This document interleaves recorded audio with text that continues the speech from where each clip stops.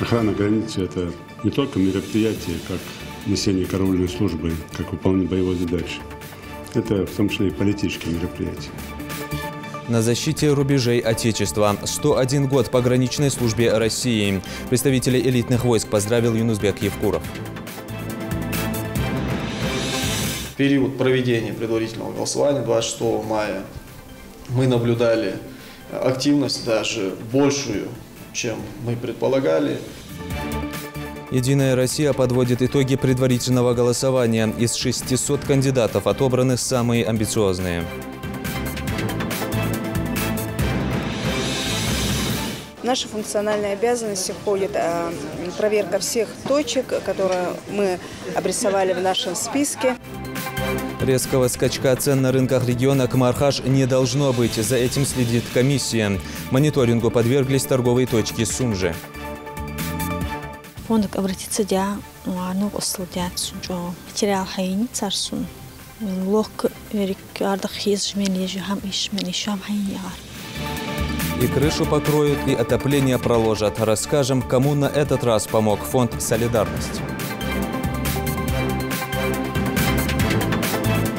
Только за 4 месяца этого года в Ингушетии зарегистрировано 43 ДТП, в которых погибло 13 человек, 69 получили ранения.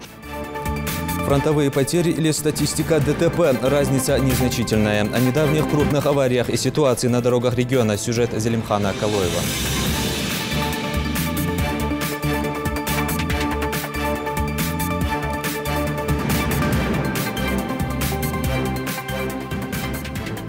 На канале Ингушетия новости 24. Здравствуйте. В России отмечают День пограничника. С профессиональным праздником представителей этих элитных войск поздравил глава Ингушетии. Торжественное мероприятие состоялось в здании ведомства в Магасе. Юнусбек Евкуров поблагодарил руководство и личный состав управления за добросовестное выполнение должностных обязанностей. В своем выступлении глава подчеркнул, что хорошим примером служат взаимные отношения, сложившиеся у пограничников с руководством всех ветвей власти региона и местными жителями. В свою очередь, начальник погрануправления ФСБ России по Ингушетии генерал-майор Игорь Ювженко выразил благодарность главе республики за особое внимание к военнослужащим и поддержку в вопросах охраны государственной границы. Кульминационным моментом мероприятия стало награждение пограничников, отличившихся в службе.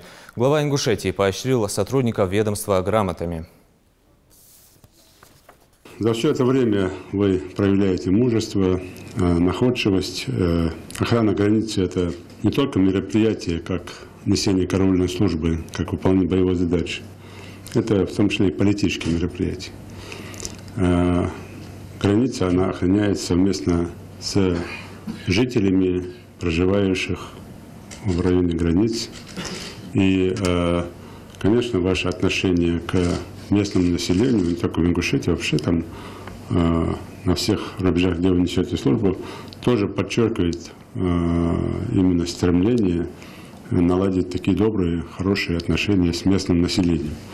Да, понятно, что участие местного населения в широкой плоскости этого направления, оно всегда носит положительную лепту в качестве охраны государственной границы. Пограничники первыми всегда сталкиваются с агрессором. Я хочу пожелать вам успехов, здоровья, семейного благополучия в этот наступающий праздничный день. Ну и, конечно, хотелось бы поощрить ряд сотрудников, которые подали руководство пограничного управления своими наградами, благодарностями. Ну, хотя основная награда для вас – то, что вы относитесь к такой плеяде пограничников и то, что подчеркнуто служить в пограничных войсках, и то, что вам дано право охранять границу. Из порядка 600 кандидатов отобраны самые амбициозные, активные и подающие надежды. Предварительное голосование кандидатов в депутаты от партии «Единая Россия» в органы местного самоуправления завершилось в воскресенье.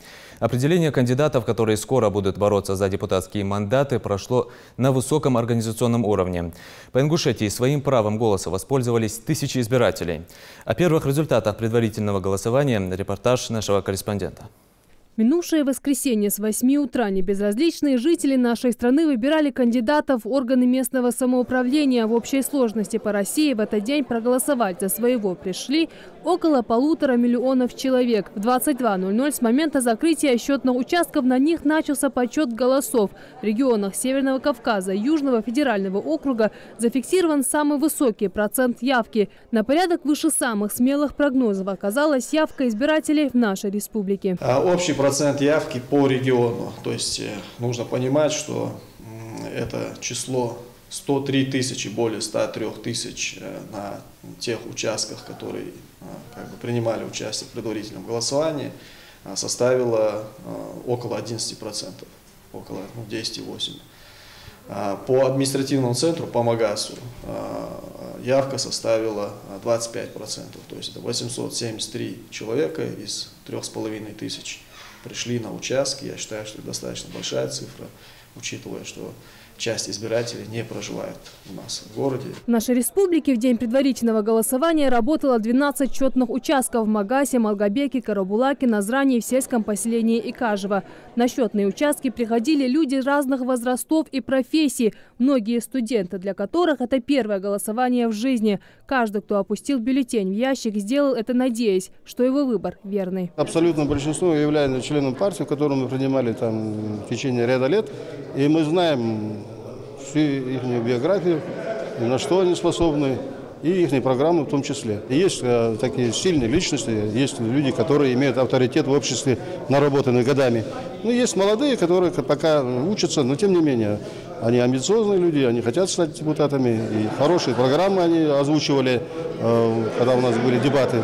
Процедура праймериз не является новой для региональной партии, но кампания этого года позволяет говорить о качественных сдвигах в организации этого политического процесса. Предварительное голосование в регионе проходило по двум моделям. Первая – это когда голосование проходит непосредственно на участках. И вторая – когда в голосовании принимают участие выборщики, определенные оргкомитетом. Половина из них – общественники, остальные – члены партии. Четкая и слаженная работа сотрудников избирательных участков и оргкомитета позволила провести выборы без каких-либо проблем. В период проведения предварительного голосования 26 мая мы наблюдали активность даже большую, чем мы предполагали. И с участков жалоб и нарушений, никаких эксцессов у нас на участках не произошло.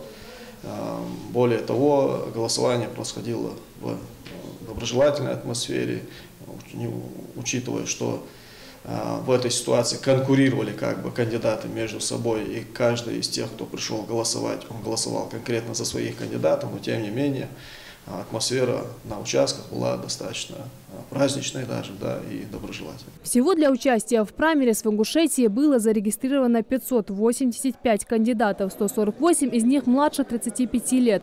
В голосовании наравне участвовали как опытные партийцы, так и новички. Участие в едином предварительном дне голосования стало для них испытанием на прочность. Ведь с презентацией собственных политических навыков и умением доносить позицию партии им необходимо было отстаивать точку зрения, которая соответствует интересам граждан страны и региона в частности. Успехи предыдущих участников предварительного голосования, которые у нас проходили в 2011, 2015, 2016 годах, они стали таким хорошим заделом, что и позволило молодежи, видя успех других участников предварительного голосования, которые стали депутатами субъектового уровня, депутатами городских, районных, сельских, муниципальных образований, то, конечно, несомненно, каждый человек хочет себя проявить. Это здоровая конкуренция наравне со взрослыми, но здесь, конечно же, у нас соблюдается и этикет, и наш ингушский ездил, никто локтями не толкается, и, конечно, видя и старших своих товарищей, которые уже, как сказать, искушенные политики, наша молодежь учится, и можно сказать, что уже и предварительное голосование для молодежи является таким социальным политическим лифтом. Подсчет результатов предварительного голосования за кандидатов в Госдуму от «Единой России» уже завершен. Из 164 кандидатов, которые претендовали на мандаты, предвыборный этап прошли 117 человек. В их числе активист, волонтер и участник многих акций, в том числе благотворительных, Тимур Кулбужев. Я кандидат в депутаты в городской совет города Магас и планирую работать на благо, в первую очередь на благо жителей города Магас, для улучшения детских площадок. До предварительного голосования мы проводили встречи с избирателями, мы узнали о многих их проблемах. Это доступность детских садов, школ. Я думаю, что в первую очередь мы будем заниматься именно этими проблемами. И думаю, что после того, как мы уже получим мандаты, непосредственно перейдем к решению этих проблем. Ну и говоря уже об непосредственно итогах предварительного голосования, конечно же, хочется поблагодарить каждого избирателя, который, несмотря на пост, несмотря на выходной день, который хочется потратить там, на семью, на свои какие-то личные дела, пришел на счетные участки, проголосовал, выбрал того кандидата, которого он считает ближе себе, программу, которую он считает наиболее правильной. И, конечно же, та электоральная база, которая сейчас уже имеется у наших кандидатов, участников предварительного голосования, несомненно, она будет уже наращена. Заседание регионального комитета по предварительному голосованию для утверждения протокола региональной счетной комиссии еще предстоит. Окончательные итоги будут подведены 30 мая на заседании Президиума Генерального совета «Единой России». А уже 8 сентября в единый день голосования избиратели вновь поддержат своих кандидатов в городские и областные парламенты. Шарадат Хулухоева, Асхаб Белакиев, Новости 24. До 2021 года в нашей республике запланировано строительство 15 образовательных объектов, 14 школ, каждая из которых примет 720 учащихся, дополнительный корпус на 250 учеников в школе селения Яндари.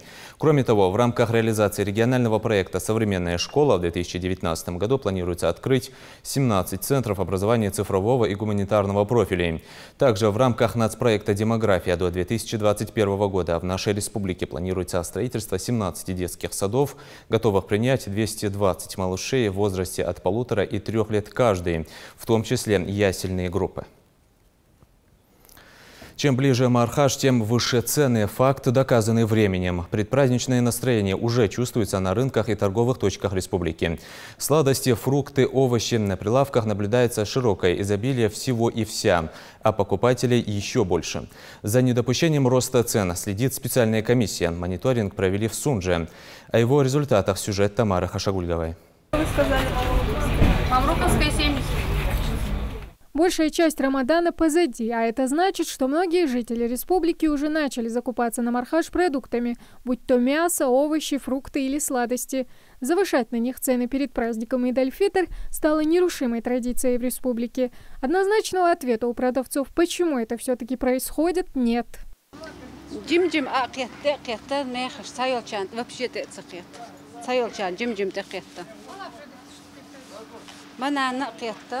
Так, новый один товар, черешня. Черешня тоже 400 рублей. Тигар язинах, хаяхаш поставщик, будет тигар язинах, тигар хаяхах, дорого. На поставщиков ссылаются многие, но, по словам представителей инспекционной комиссии, информации о завышении стоимости поставщиками у них нет. Надеяться на совесть продавцов, которые намеренно завышают цены, не приходится. Поэтому мониторинг цен на крупных торговых точках на предмет необоснованного их роста в предпраздничные дни проводится в республике особенно тщательно, чтобы такие ситуации не омрачали людям праздник. Ежегодно проводится мониторинг цен по всем районам республики в связи с тем, что создается распоряжением главы комиссия по мониторингу цен в нашей республике. В наши функциональные обязанности входит проверка всех точек, которые мы обрисовали в нашем списке. Мы выезжаем, проверяем почти весь месяц, каждый год мы проверяем, проводим мониторинг цен. Выезжаем во все регионы и уже показываем потребителю, где можно приобрести по сниженным ценам, где в каких торговых точках завышенные цены. Вот так ежегодно мы проводим нашу работу. По словам большинства продавцов, цены у них в этом году приемлемые. Зарган Шемизова занимается торговлей уже 3 года. Говорит, больших наценок на товары повседневного спроса они не делают. Максимум несколько процентов. Пытаются войти в положение покупателей перед праздниками. В прошлом году как были, так и остались. На чай, на сахар. В основном вот на легкие продукты. То, что с начика мы берем, то, что когда там они добавляют, мы тоже там процентов 2-3% добавляем. А так цены в основном такие же. Подтверждает слова продавцов как сами покупатели, так и представители проверяющей комиссии. Резких скачков стоимости на продукты в ходе рейда по оптовым базам и центральному рынку Сунжи инспекция не выявила.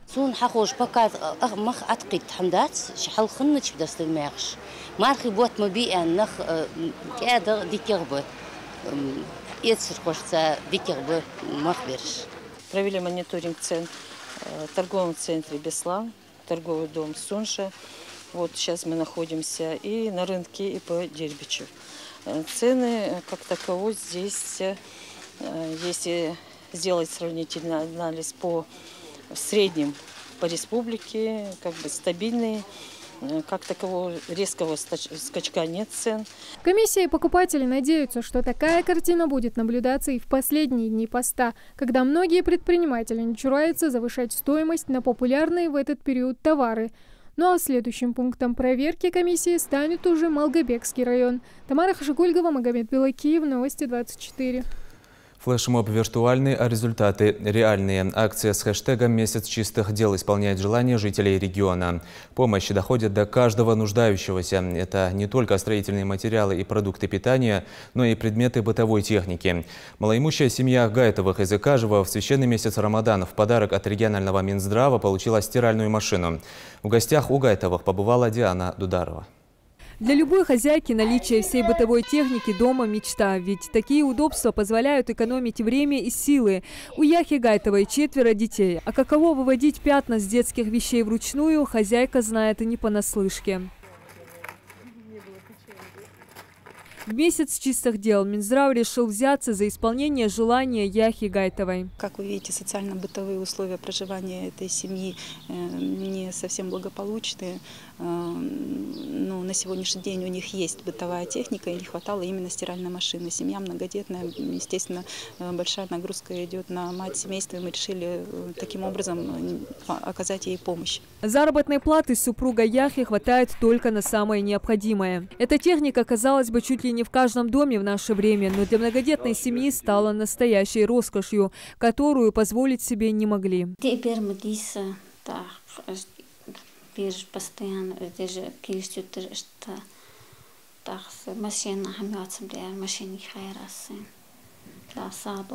У семьи Гайтовых нет собственного дома и даже земельного участка, где могли бы его построить. В щитовом домике им временно позволил жить без арендной платы один из местных жителей. Тяжелое материальное положение, отсутствие собственной жилплощади – не единственные трудности семьи. Жизнь родителей пару лет назад омрачила новость о болезни 5-летнего сына. Диагноз – гидронефроз почек. Ребенок уже перенес 2 операции. Чтобы выехать на 3-ю, денежных средств не нашлось. В Минздраве, в свою очередь, узнав о ситуации, ускорили процесс оформления квоты для прохождения лечения в Саратове.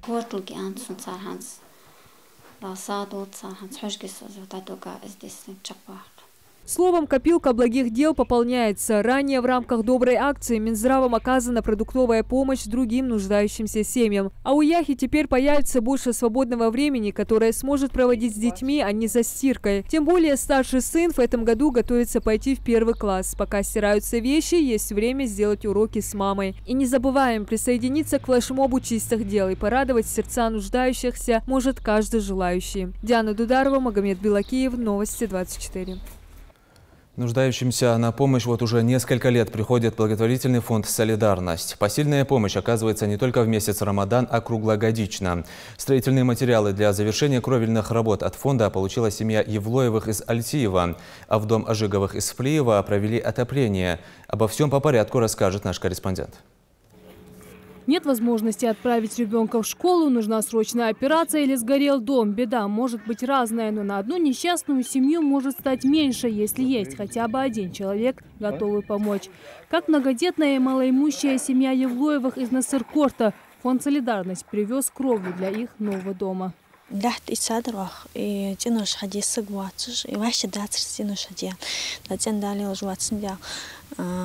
Фонд обратиться материал хайни царсун лох ардах хиз жмележу хам ишмележу хам хайни ар садодар зе хацажал диас сто яшик даша бахка берж основание халядян тоже. Стены возвели еще год назад. Тогда соорудили конструкцию под кровлю, но дальше этого строительства дома так и не пошло. Процесс тормозит финансовые трудности. Их единственный доход – пенсия главы семейства, у которого полностью парализованы конечности. Не то чтобы что-то сделать, но двигаться самостоятельно не может. В семье 4 детей, живут в съемной квартире. Это и побудило Айну обратиться за помощью в фонд. Пока потом уже постепенно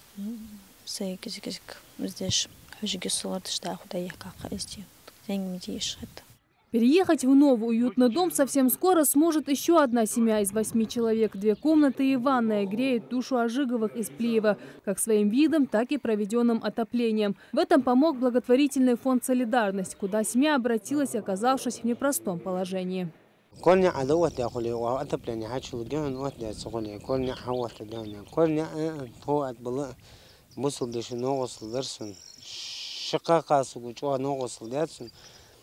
أغار يالر يستم يعني جه هيدا ديزر حتوه جه التليفون سرازو حتوه جايد وخل بيتا أتبليني حتشل جون شيئا نشتيب شيئا نجدوش دوش قواتش دج أتبلين ديكي لاي خاخو جو يوخل ماليز شيل ماليز حمد ديكي غيري لاي بطريق ديكي غيري تاي كتولا أشقو دا إمات ديال رياس خلصان شيليل دجدوش دا هم دال مالي دولتان نزمنيا.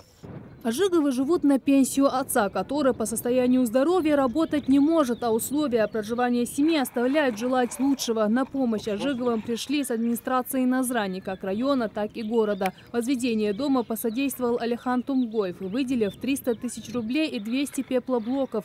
Земельный участок по строительству семье также выделили по распоряжению Исрапила Латырова. 10 соток. Будь они у него раньше, говорит Адам, он мог бы раньше обеспечить для себя и своих детей уютное проживание в своем собственном доме. подвальным помещением чуть-чуть вообще еще усайлазра даже колосырсы чуть-чуть эриксирестис пенеж олег жлат постоянно шира сейчас хоз ремонт чуждаманха ахчасу гел халқи яхтхан доллари сам не яхуд расайс халқ вообще богу чан ичу мнис воз учетилат сюда это где прожидаешь даже илят хадан нуари кирбиш заводи крановщик бог ворса 30 тысяч зарплат дарса. Суханя сейхадя худер. Зака оно сиш постепенно дыш хадя худер.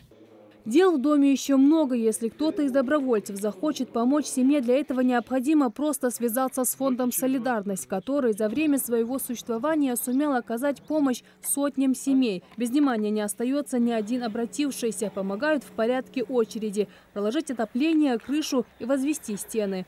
Помощь оказывается за счет добровольных пожертвований, поэтому не всегда получается обеспечить людей всем необходимым. А списки нуждающихся все длиннее. Помощи от фонда ожидают более 1000 человек. Жадат Хулухоева, Адам Далаков, Новости 24. Итоги работы за первое полугодие 2019 года подвели на заседании Общественного совета регионального МВД. Встреча прошла под руководством председателя Совета Магомеда Бекмурзиева.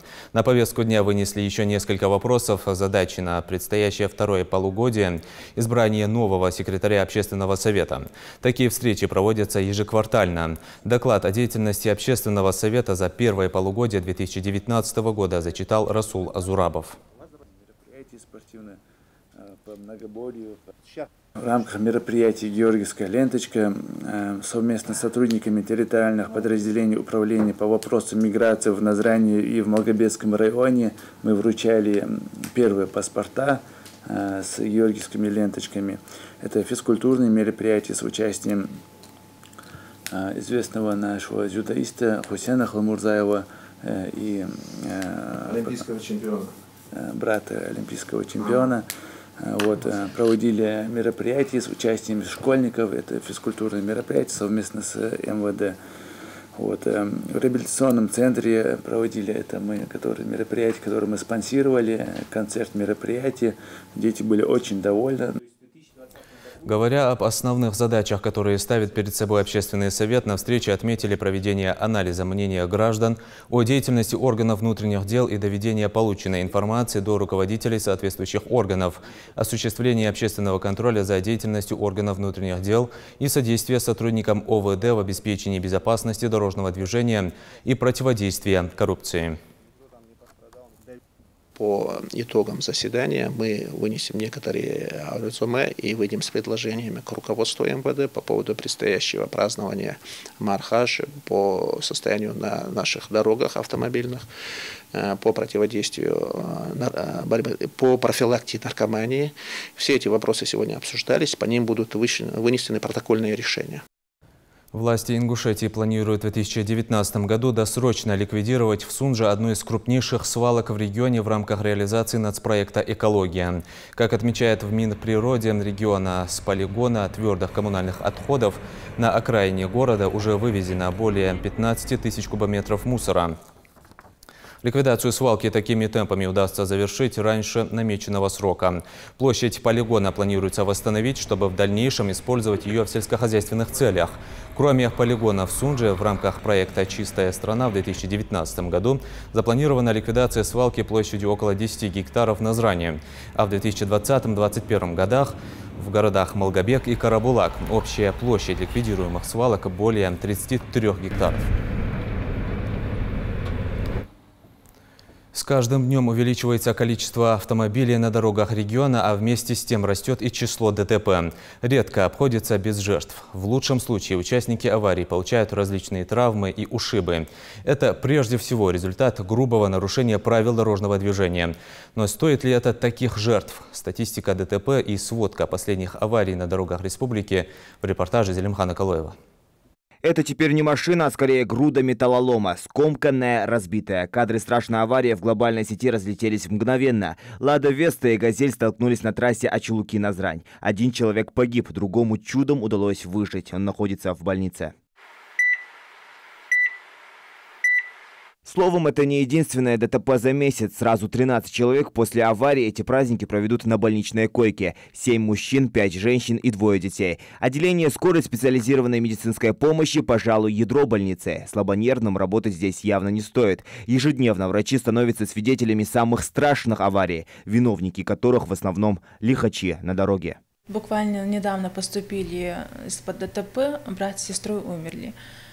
Вот нам самим очень тяжело наблюдать за этим, поэтому хотелось бы призвать водителей быть осторожными на дорогах, так как нам тяжело наблюдать, как молодые ребята губят свою жизнь. Только в травматологическое отделение за день поступают более 100 человек, половина из которых после ДТП. Нарушая правила дорожного движения, водители пренебрегают своими и чужими жизнями. Визг тормозов и удар. А далее крики и слезы в глазах родных, близких, которые потеряли достойных сынов. Разве это не повод задуматься, особенно в такой священный для всех мусульман месяц?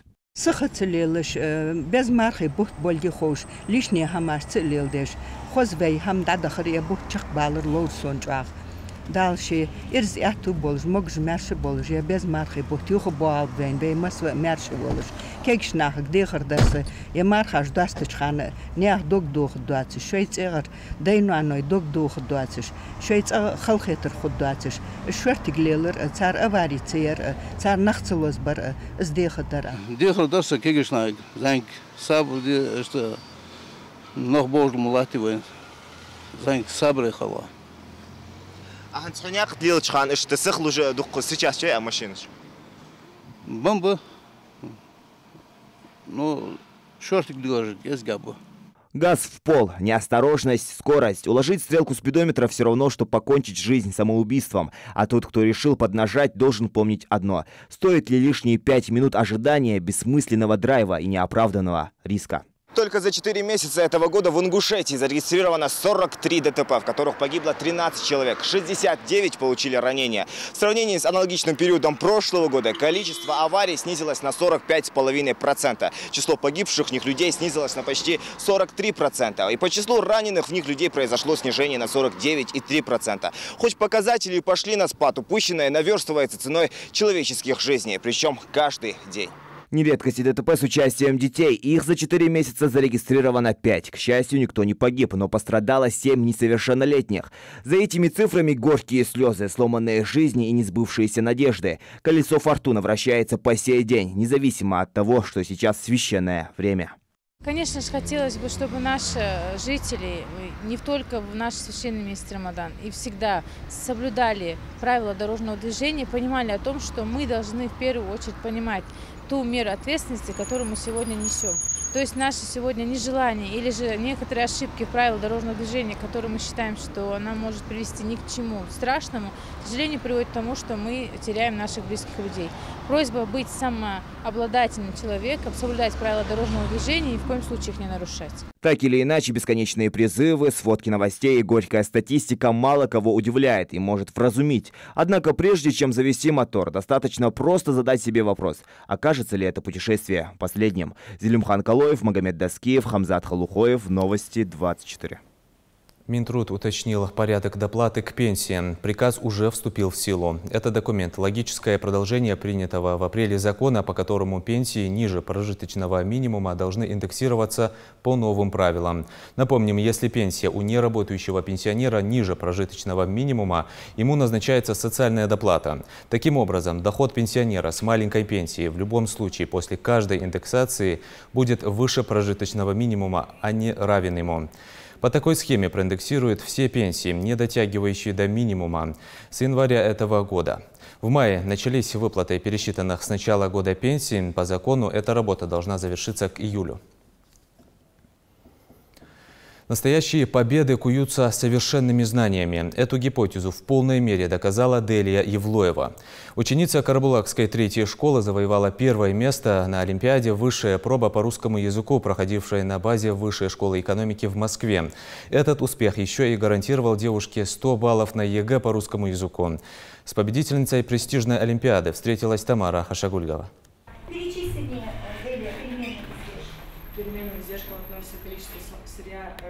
Последние дни перед единым государственным экзаменом Делия Евлоева наравне со своими одноклассниками усердно готовится к предстоящим испытаниям. 100 баллов по русскому языку ей уже обеспечены. За счет победы в Олимпиаде высшая проба. Теперь надо сфокусироваться на остальных предметах, необходимых для поступления в вуз мечты. Кстати, именно это и сподвигло ее принять участие в Олимпиаде. Победа в конкурсе дает гарантию поступления в Высшую школу экономики. Так получилось, в этом году я заняла первое место, то есть получила диплом первой степени по предмету русский язык. Заданий было три задания в Олимпиаде.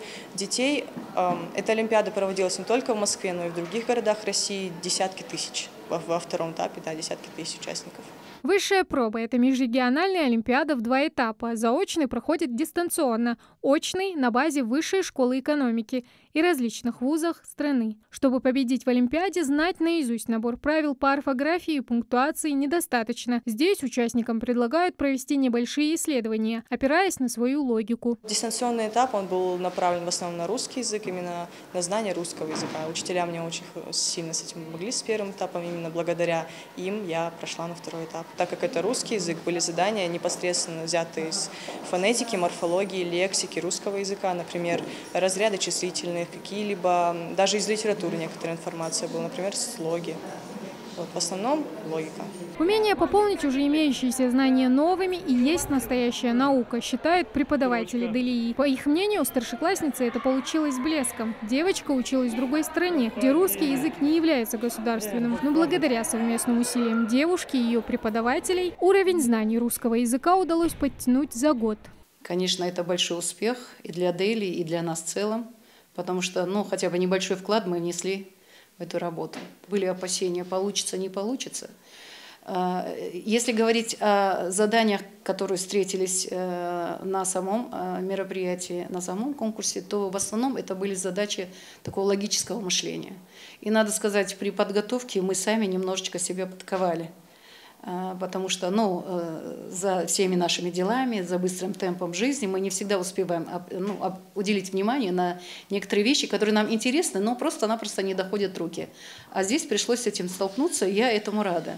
В родной школе за Делию держали кулачки не только преподаватели, но и одноклассники, которые успели к ней привязаться за столь короткий период. Девушка прожила в Казахстане, переехала в Ингушетию и перевелась в Карабулакскую школу в сентябре прошлого года. Когда нам сказали, что она участвует в Московской олимпиаде Высшей школы экономики, мы очень переживали за нее, мы спрашивали, как у нее дела, переписывались.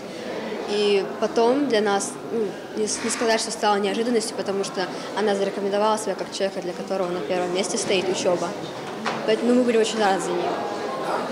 И как-то это было неожиданно. То есть в обычное бытовое время нам сказали, что она получила первое место, выиграла в этой олимпиаде. Далия и ее преподаватели надеются, что совсем скоро она станет студенткой вышки. К слову, 2 года назад еще одна выпускница этой школы, Ясмина Чапанова, стала студенткой этого вуза. Которая успешно прошла испытание Олимпиада всероссийская, заключительный этап, она становится призером, набрав достаточно высокий балл, что дало ей возможность приравнять этот успех к 100 баллам по 2 предметам – истории и обществознания. Но это блестящая, конечно, победа и очень хорошее подспорье. Здесь надеются, что достижения Далии Евлоевой станут для этой школы не единственными. И совсем скоро обнародуют новые имена победителей престижных олимпиад и конкурсов. Тамара Хашагуйкова, Магомед Белакиев, Новости 24.